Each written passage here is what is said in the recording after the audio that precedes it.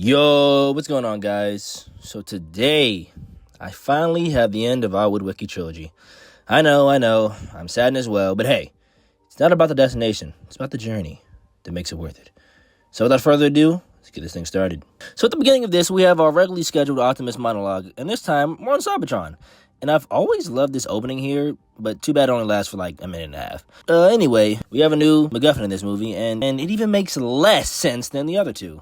So the ship right here gets blown into smithereens and lands on the moon. And Michael wants to tell me that this is why we went to go to the moon in the first place. And that's just pretty hilarious, I'm not gonna lie. And does not make any sense at all when you think about it, because just when exactly was this Cybertronian war and when did it end? But, I'm gonna get back to that a little later. So we have some more military and shit, and we get some NASA propaganda in this movie. I do appreciate Michael for expanding his horizons. Anyway, we see CGI Kennedy and them rushing to get to the moon. So they get there, so they do a little small step for man, one large step for mankind charade, and they go to check on this Cybertronian ship that we saw a little bit ago. And I don't know how big the moon is. I know it's smaller than the Earth, but I think it would have taken them a bit longer than like 15 or 20 minutes and whatever they just said. But whatever, at least we get this insane transition. We then see this woman. Oh no.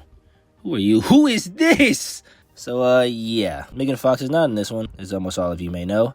Because apparently she got Michael Bay pretty pissed. So, she said, fuck you, and now we have Carly. This girl. We found out that Sam is freshly out of college and currently jobless. Something that makes him even more relatable to me than he already was. But I also always found it odd that he isn't generally getting offers from everyone. Because mind you, the entire world was looking for this man in the last movie. And he proceeded to save the world again. So, honestly, you trying to convince me that he has to work at any point of his life anymore, it's just a little bit hard to grasp. But anyway, I do feel bad for him, though. This girl is constantly emasculating him and shit. And always asking him if he needs money for lunch, like a kid. Or just trolling him, just saying that he needs to put up for his half of the rent. Yeah, it's kind of rough, man. But hey, at least we got these guys. Yeah, don't worry. We don't ever see those racist Autobots anymore. Also, it said that Michaela dumped him or whatever, but when exactly? Like, I don't know. They just kept on moving with the story, and I think that's a little hilarious, honestly. We finally see what we've all been waiting for. The military, baby! It shows that they have got energon detectors now and shit, and that's pretty cool, but for some reason, we have the Autobots helping us fight human conflicts, and I just don't think the Autobots would be doing this. They should probably only help us when there is a direct correlation to Decepticons involved, but, like, they should not be interfering with a war between the U.S. and Iran. Like, come on, bro. But they get to Chernobyl, and they say this line. I hear it won't be livable again for another 20,000 years. Yeah, I don't really know how one would calculate that information, but okay. Investigating some information that this guy told him, and are surprised to see some insane object in front of them. But then after, we see probably the coolest looking, not just Decepticon, but the coolest Transformer I've ever seen in this franchise today. Like, just look at this guy. He's fucking insane. This man has his own pet for transportation that goes underground. Holy shit. We see even more cool shit when Optimus has his own damn trailer for battle. I will say this to you guys. This is the movie where we see the most cool shit in a Transformers movie. Anyways, we see Sam trying to get jobs, and oh yeah, his parents came to visit. And they are still a little strange in this, but not as much as the last one. So we see Sam attending all these job interviews, and it's just so sad, because, like I said, this man saved the world, and everyone should know it. But he is really fucking awkward, though, so I do understand that they're not going to see to hire this guy. Until this guy right here hires him for some odd reason, but alas, he's finally employed. So we see the Autobots and the military training and shit, and it's pretty sweet, I'm not gonna lie. I like that they're getting more adapt to one another as the movies go on. They found out that they went to the moon, and they took apart of this ship's engine, or whatever, but yeah, that doesn't really matter. So we see Carly's job finally, and I've always been confused about what exactly she does, or what the company's like. Does this man just collect cars? Is he a racer? I do appreciate the shot, though, Michael. Great symbolism here.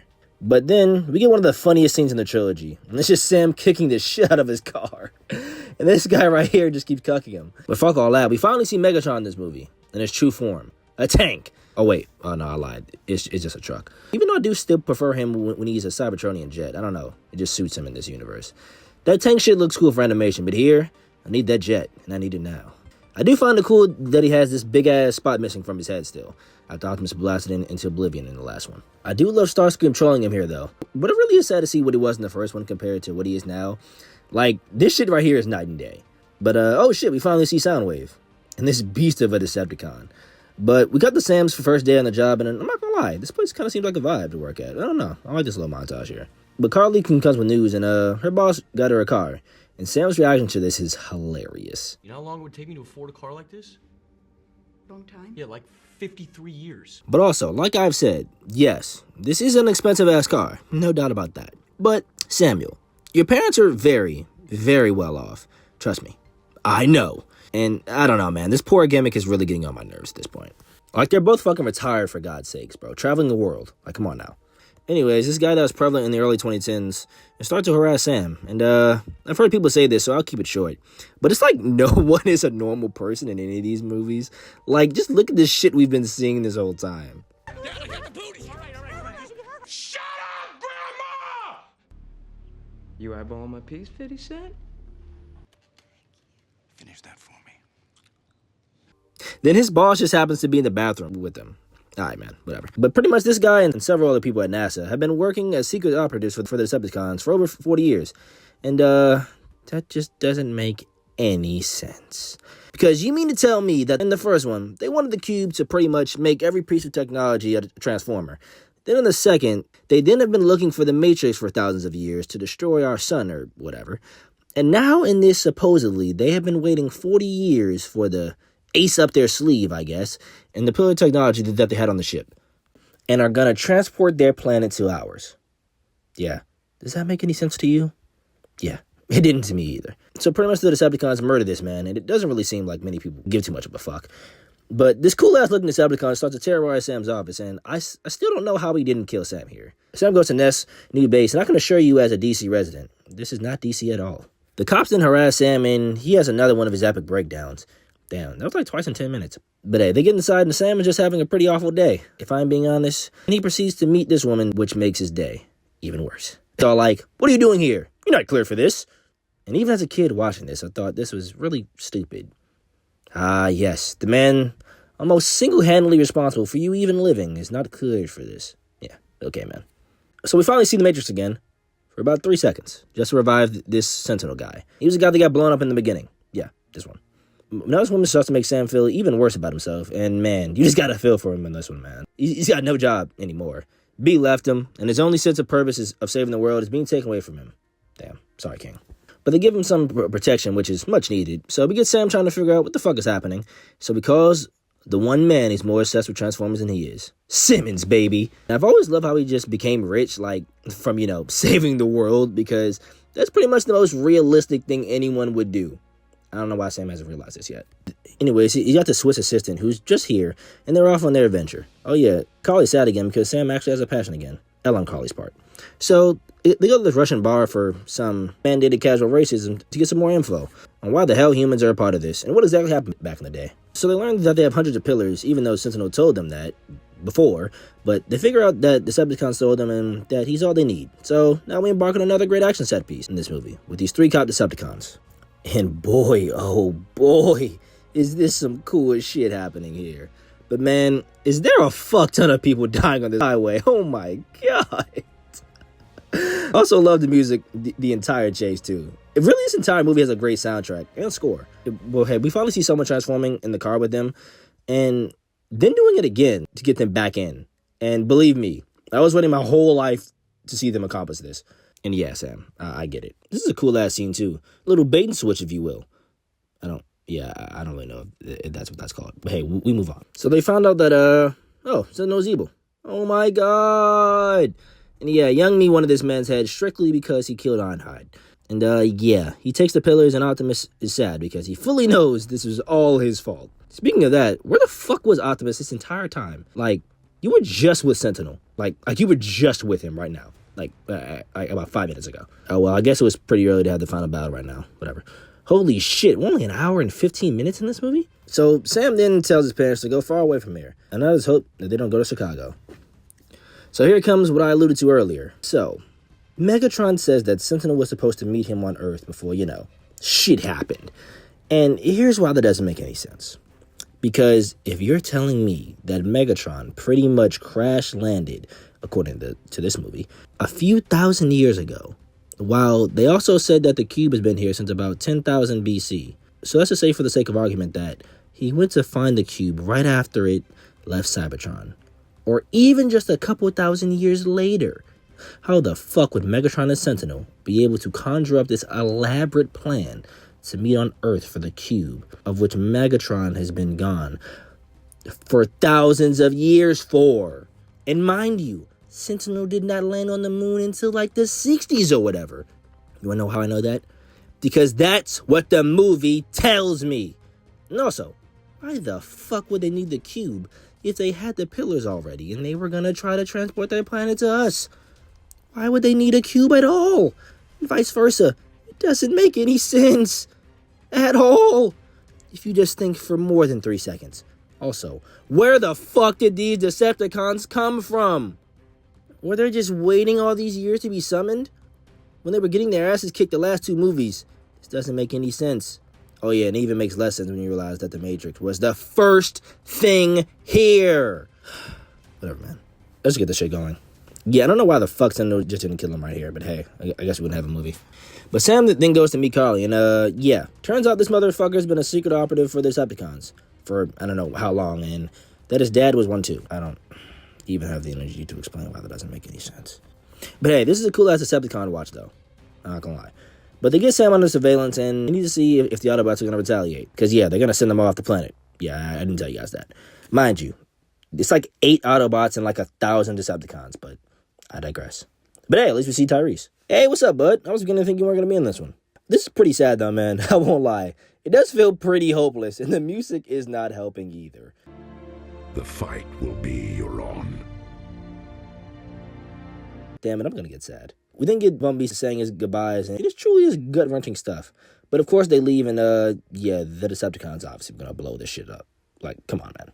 But yeah, this happens around like an hour and a half mark, and we still have an entire hour left. So yeah, I do think that it's hilarious that he's still holding Carly hostage. Like, bro, the plan is finished. But he explains to her that they are transporting their planet here, and they need us as slaves. And I mean, I don't know. I've seen Cybertron, and yeah, we ain't rebuilding that shit. But we got the Decepticons terrorizing Chicago, and I'm serious. These motherfuckers are slaughtering humans, man. This shit is fucking bleak. So Sam and Tyrese get there to try to find Carly, and yeah, and it looks even more apocalyptic. Jesus Christ, I'm seeing these people's skulls. Anyways, yeah, the Autobots came back. Yeah, but a shocker. They were only out of the story for a grand total of 10 minutes. Looking back at this, I think they could have dragged this movie out an extra 10 minutes just to show us a little bit more of this despair. Because while effective, it's like barely in the story. Then we just have our heroes again. Like, I was a little sad, but now I'm just like, oh yeah, they're back. But I do love this line from Optimus here. We will kill them all. Ah, yes, that's my prime. So yeah, we get this final battle, and it is extremely entertaining. It's my favorite one of the trilogy, and it is definitely the longest one. Because this shit pretty much lasts an hour. And I can't even count the amount of cool shit that we see in this final fight.